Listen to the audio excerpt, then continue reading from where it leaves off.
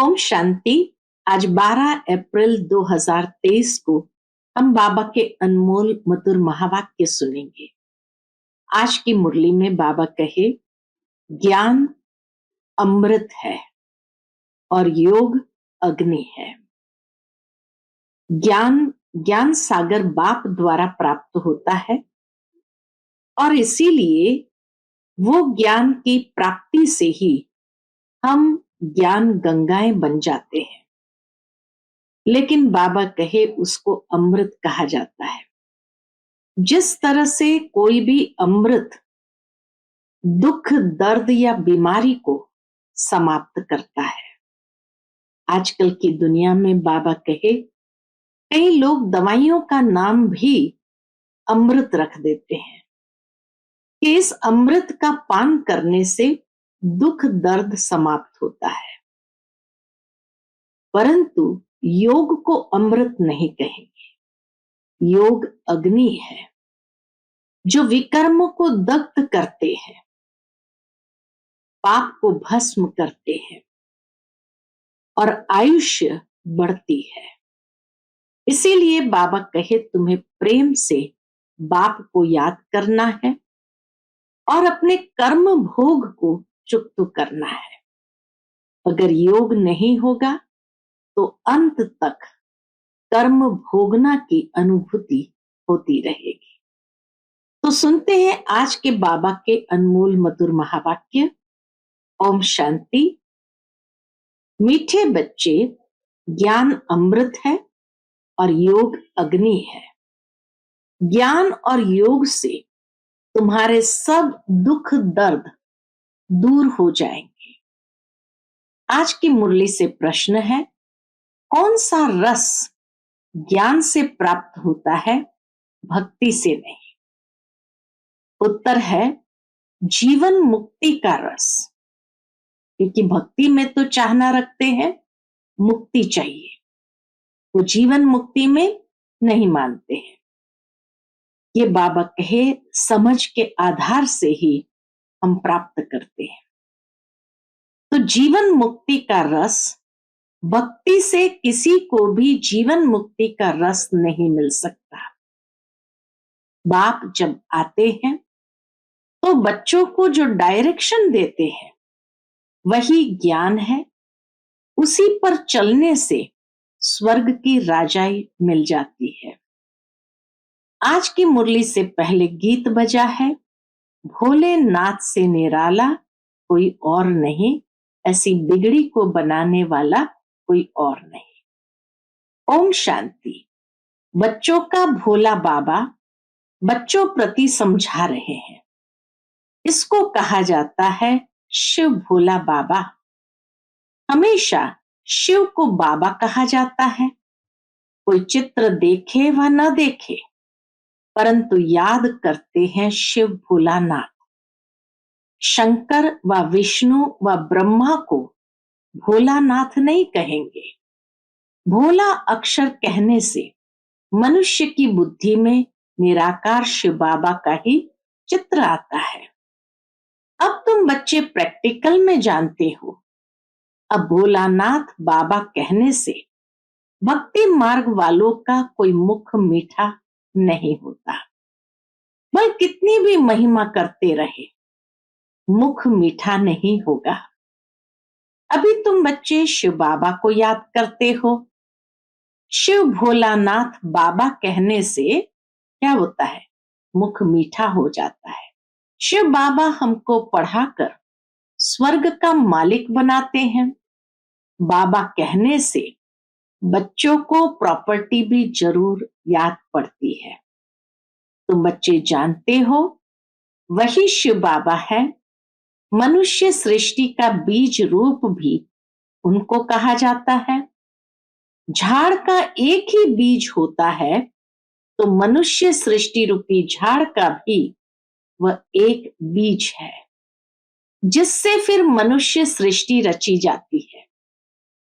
क्योंकि बाप हो गया ना, बाकी सब हुए उनके बच्चे। भक्तों का भगवान बाप एक है। भक्त याद करते हैं भगवान को, परंतु पूरा जानते नहीं। भक्त याद करते हैं भगवान को, परंतु पूरा जानते नहीं है। यह भी ड्रामा में नोंद है। हर एक बात समझाते हुए फिर बाबा हम बच्चों को ड्रामा की पटरी पर लाके खड़ा करते हैं। बच्चों को इस ज्ञान और योग बल से सदा सुखी बनाए। फिर बाबा क्या करते हैं? तो बच्चों को इस ज्ञान और योग बल से सदा सुखी बनाए मैं छिप जाता हूं। ज्ञान सागर भी एक ही है, जैसे वो पानी का सागर भी एक ही है, उनको बांटा गया है। यह इंडिया का सागर, यह फलाने का सागर, वास्तव में सागर एक ही है। सतयुग में इस सागर को बांट नहीं सकते। एक ही सागर रहता है जिसके तुम मालिक बनने वाले हो।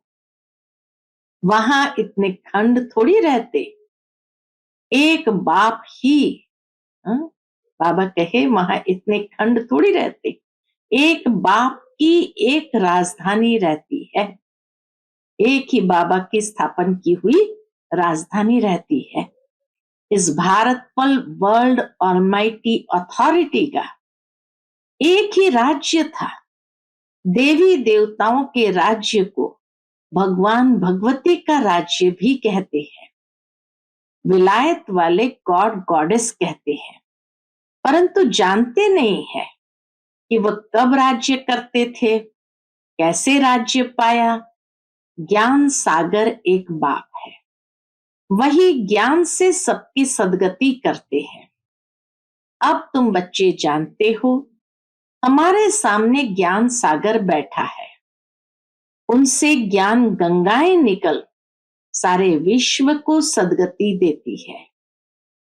इसको ज्ञान अमृत भी कहते हैं। अमृत शब्द से ही फिर पुजारी लोग चरण धोकर वह अमृत बनाए पीते हैं। वास्तव में उसको अमृत नहीं कहा जाता। आजकल दवाइयों का भी नाम अमृत रखा है, जिससे सब दुख दूर होते हैं। वह भी बात नहीं है। ज्ञान अमृत की बात ही अलग है। यह तो बाप बैठ बच्चों को योग सिखाते हैं। योग को अमृत नहीं कहा जाता। योग अग्नि से तुम्हारी सब बीमारियां 21 जन्म के लिए दूर होगी। इस जन्म की नहीं, इसमें तो अंत तक भोगते रहेंगे। ये जन्म की सिर्फ नहीं, बाबा कहे इसमें तो अंत तक भोगते रहेंगे। लेकिन 21 जन्म की बीमारियां समाप्त हो जाती हैं। यह है योग की बात। बाप कहते हैं योग लगाओ तो तुम्हारी सब बीमारियां नष्ट होगी। फिर कब बीमार होंगे ही नहीं। तुम पुरुषार्थ करते हो बाप से हेल्थ वेल्थ लेने के लिए।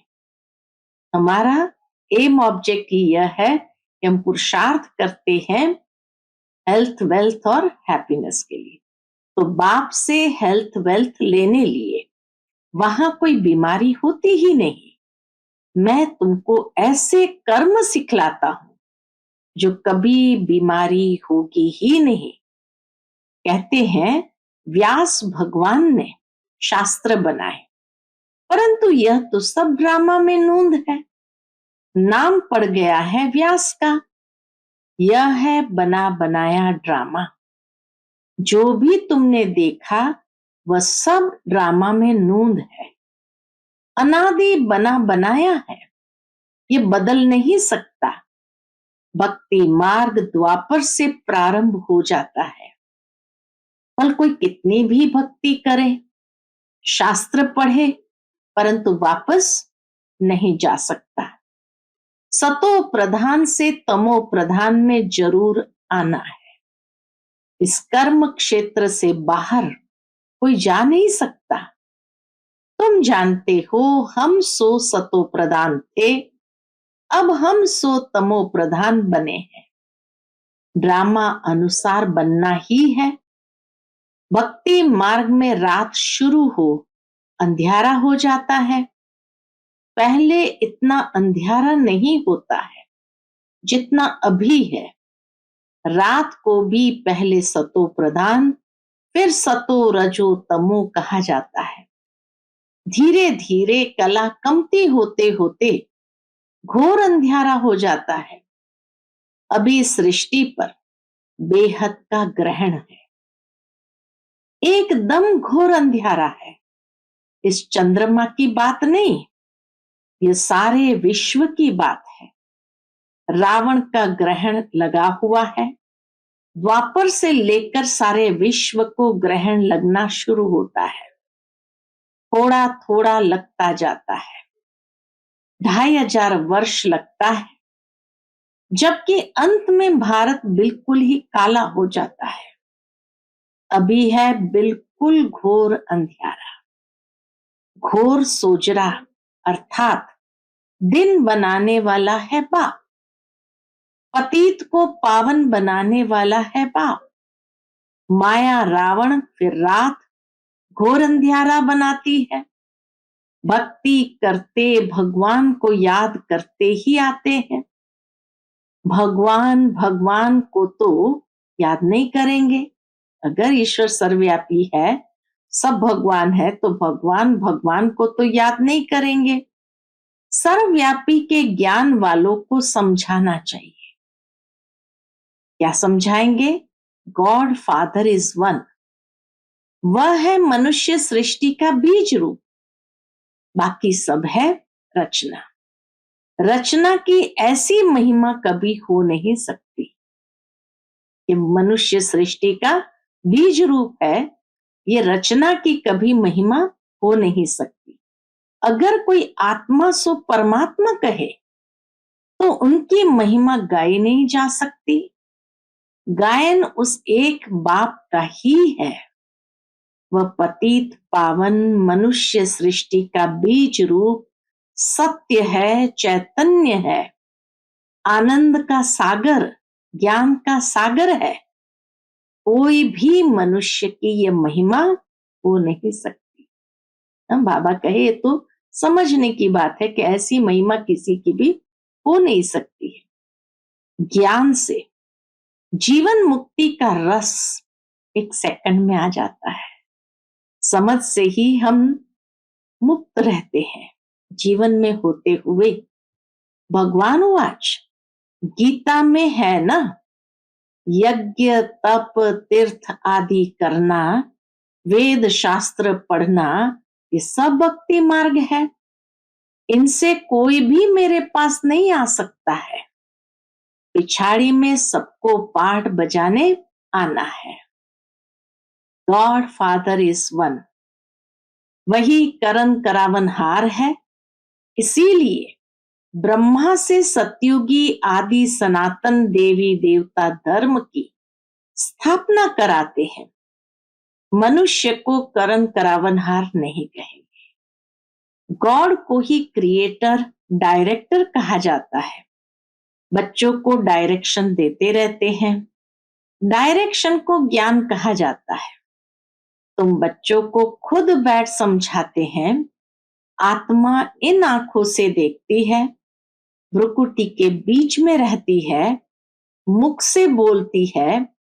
परम पिता परमात्मा भी जब आए तब तो मुख से ज्ञान सुनाए। कहते हैं मैं इस रथ में रथी हो बैठा हूं, तुमको सहज राजयोग सिखलाता हूं। तुम हो राज ऋषि। बाबा कहे तुम हो राज ऋषि। ऐसा कोई मनुष्य नहीं जो कहे कि हे लाडले बच्चे तुम राज ऋषि हो। सिवाय बाप के कोई की ताकत नहीं बात करने की। बाप ही कहते हैं हे बच्चे, इनकी आत्मा भी सुनती है। इनको भी कहते हैं हे बच्चे तुम राज ऋषि हो, तुमको राजाई के लिए हमें शिक्षा देनी है। 5000 वर्ष पहले मैंने तुमको शिक्षा दी थी। हर 5,000 वर्ष बाद हम शिक्षा देने आते हैं। ऐसे कोई साधु संत आदि कह न सके। बाप ही समझाते हैं, उनको खेवैया भी कहते हैं। बरोबर तुमको विषयी सागर से निकाल क्षीर सागर में ले जाते हैं। तुम बड़े आराम से बैठे रहेंगे। अब तुम जानते हो, बाप कहते हैं, मैं ब्रह्मा तन में प्रवेश करता हूं। फिर ये ब्रह्मा सरस्वती विष्णु का रूप बनते हैं। तुम विष्णुपुरी के मालिक बनते हो ना। यह है गुप्त बातें। तुम बच्चे ही जानो और न जाने कोई। पहले पहले जब कोई आते हैं तो उनको समझाना चाहिए। क्या समझाएंगे? God father is one. तो जरूर बाकी इतने सब उनके बच्चे ठहरे। परमपिता परमात्मा एक ही है, वह है मनुष्य सृष्टि का बीज रूप, सभी भक्तों का भगवान, सबको सुख देते हैं। यहाँ कलयुग में तो बहुत दुखी है। मनुष्य त्राही त्राही करते रहते हैं। सतयुग में दुख की बात नहीं। यहाँ तो सारी दुनिया में ढेर भक्त है। ये मंदिर मस्जिद आदि सब भक्ति मार्ग की सामग्री है। सतयुग में ये होते नहीं। वह है भक्ति कल्ट, यह है ज्ञान कल्ट। जब रात शुरू होती है तो पहले पहले सोमनाथ का मंदिर बनाते हैं। तो तुम्हारे पास जब कोई आते हैं तो पहले पहले उनको समझाओ। क्या समझाओ? कि God father is one. Bharat में ही गाते हैं, तुम मात पिता हम बालक तेरे। यह है mother father country. Mother country या फादर कंट्री, जहां मात पिता दोनों आते हैं। इसलिए कहा जाता, किसी भी धर्म में भगवान को मात पिता के रूप में नहीं माना जाता है। एक भारत ही है जहां कहते हैं, तुम मात पिता हम बालक तेरे, है ना। जीसस ने भी कहा गॉड इज लाइट। उसको मदर फादर के रूप में नहीं कहा। हा? तो महात्मा बुद्ध भी ब्रह्म तत्व को याद करते हैं, तो वो भी उनको माता पिता के रूप में नहीं देखते हैं। इस्लाम धर्म में भी अल्लाह को माता पिता के रूप में नहीं देखते हैं। भावार्थ यही कि सिर्फ एक भारत में ही भगवान की याद माता पिता के रूप में की जाती है। तो भारत में ही गाते हैं, तुम माता पिता हम बालक तेरे। यह है मदर फादर कंट्री। जगत अम्बा जगत पिता दोनों है। दिलवाड़ा मंदिर भी एक्यूरेट बना हुआ है। लक्ष्मी नारायण का चित्र मंदिरों में एक्यूरेट बना हुआ है, लेकिन ओरिजिनल चित्र तो निकाल ना सके। कोई एक्टर का ही चित्र ले फिर बनाते हैं। उन्होंने तो राज्य किया सतयुग में। मनुष्य कहते भी है, सतयुग में लक्ष्मी नारायण का राज्य था। लक्ष्मी नारायण के बचपन की कोई हिस्ट्री है नहीं। राधे कृष्ण की है। श्री कृष्ण जन्म अष्टमी मनाते हैं, फिर नारायण अष्टमी कहाँ गई? श्री कृष्ण को फिर द्वापर में ले गए हैं। राधे कृष्ण तो प्रिंस प्रिंसेस है, दोनों अपनी अपनी राजधानी में रहते हैं। जरूर स्वयंवर हुआ होगा, तब राजगद्दी पर बैठे होंगे। राधे कृष्ण का राज्य तो है नहीं। सूर्यवंशी और चंद्रवंशी घराना है। चंद्रवंशी में तो सूर्यवंशी से कृष्ण आ न सके, बड़े मूंझ गए हैं। तो पहले पहले समझाना है, गॉड फादर एक है। वह होते हैं हद के फादर।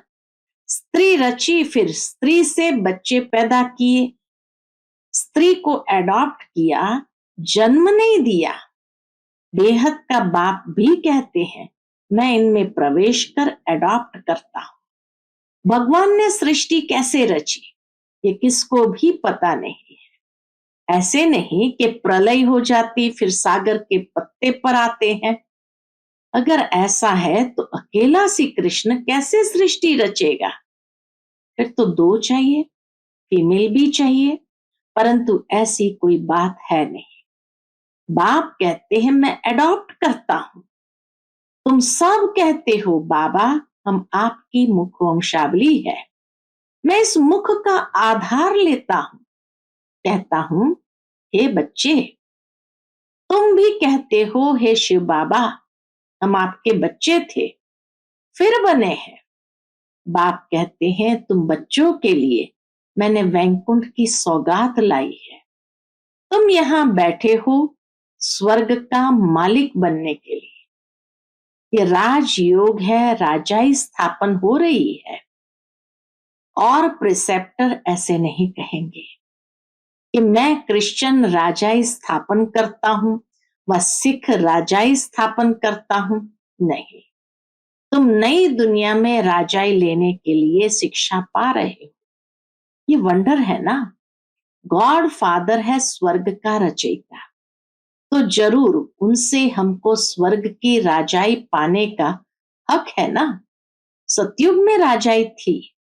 मनुष्य सृष्टि कैसे क्रिएट करते हैं अभी तुम जानते हो। भगवान उवाच यह है हमारे मुख वंशावली, बाकी सब है रावण की कुख वंशावली व ब्राह्मण कुख वंशावली।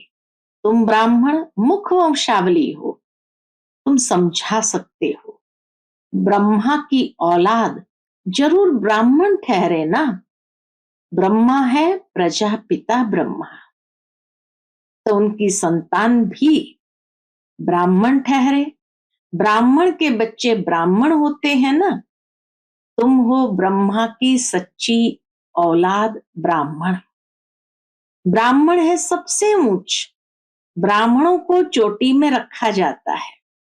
जैसे ऊंचते ऊंच भगवान शिव बाबा को त्रिमूर्ति से उड़ा दिया है, वैसे ऊंचते ऊंच ब्राह्मणों को भी चोटी से उड़ा दिया है। विराट रूप में ब्राह्मणों को नहीं दिखाते हैं, सिर्फ कहते हैं देवता क्षत्रिय वैश्य शूद्र। पहले पहले तुम ब्राह्मण हो। तुम कितनी भारी सेवा करते हो।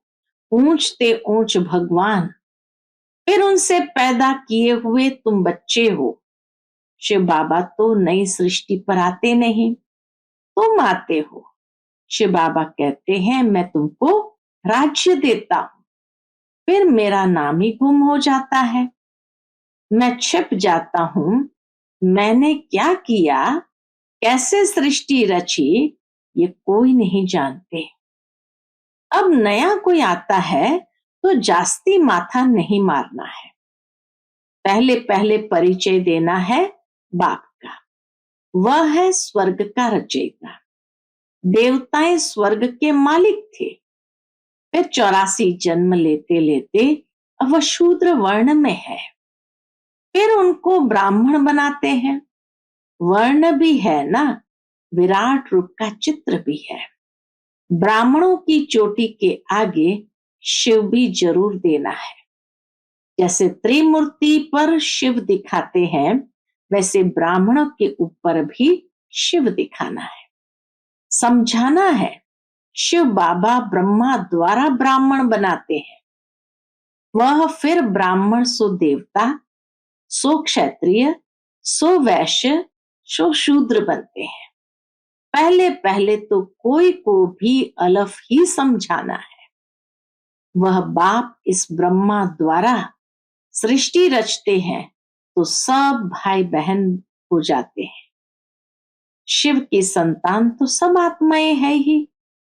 फिर मनुष्य सृष्टि रची जाती है तो पहले पहले ब्रह्मा सरस्वती ब्राह्मण, फिर देवता क्षत्रिय वैश्य शूद्र बनते हैं। ऐसे यह मनुष्य सृष्टि का झाड़ वृद्धि को पाता है। उसी बाप को सब भूले हुए हैं। देखो बाप दादा इतना क्लियर कर समझाते हैं, बच्चों को भी सीखना है। अच्छा, मीठे मीठे सिकिलते बच्चों प्रति माता पिता बाप दादा का याद प्यार और गुड मॉर्निंग। रूहानी बाप की रूहानी बच्चों को नमस्ते। हम सब रूहानी बच्चों की रूहानी माता पिता बाप दादा को याद प्यार, गुड मॉर्निंग और नमस्ते नमस्ते। शुक्रिया बाबा, शुक्रिया। आज की मुरली से धारणा के लिए मुख्य सार है। पहली पॉइंट, हम राज ऋषि है। आज यही स्वमान लेकर चलना है। हम राज ऋषि है। स्वयं भगवान हमें राजयोग सिखाकर राजाई का वर्षा देते हैं। इस नशे में रहना है। दूसरी पॉइंट, योग अग्नि से विकर्मों को दग्ध कर सब बीमारियों से सदा के लिए मुक्त होना है। इस जन्म के कर्म भोग को याद में रहकर चुकतू करना है। आज का बाप दादा का मधुर वरदान हम बच्चों के प्रति है। पवित्रता की विशेष धारणा द्वारा अति इंद्रिय सुख का अनुभव करने वाले ब्रह्मचारी भव।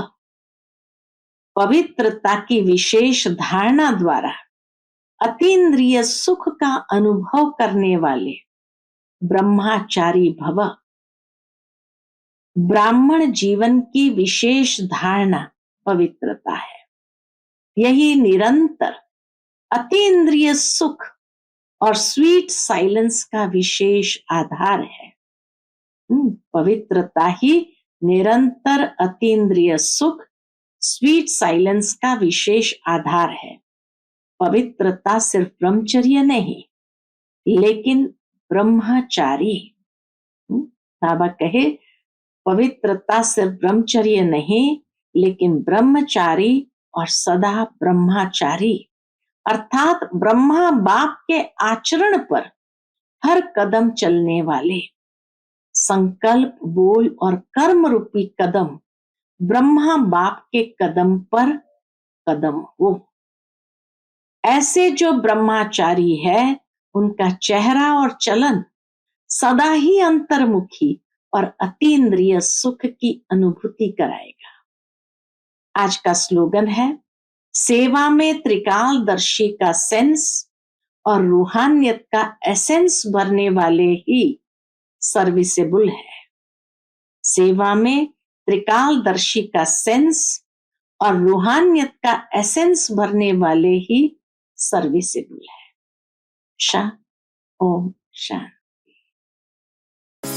Click here to like, subscribe and press the bell icon to stay updated with our latest videos.